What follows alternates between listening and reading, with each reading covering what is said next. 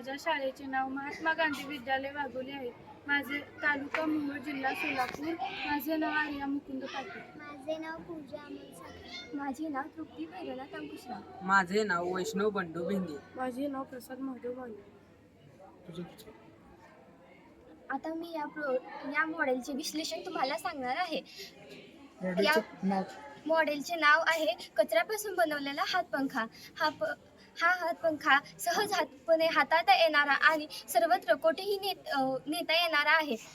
आपण हे मॉडेल बनवण्यासाठी एक कांडी, एक प्लॅस्टिकची बॉटल आणि आईस्क्रीम स्टिकचा वापर केलेला आहे.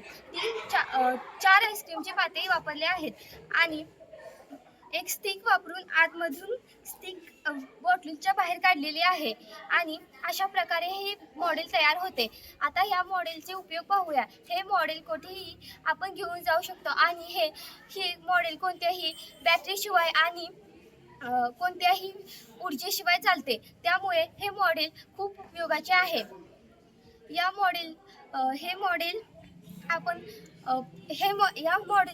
हे मॉडेल बनवण्याचा उद्देश एवढाच आहे की प्लास्टिकचा कचरा कमी व्हावा आणि त्यापासून रचनात्मक वस्तू बनाव्या.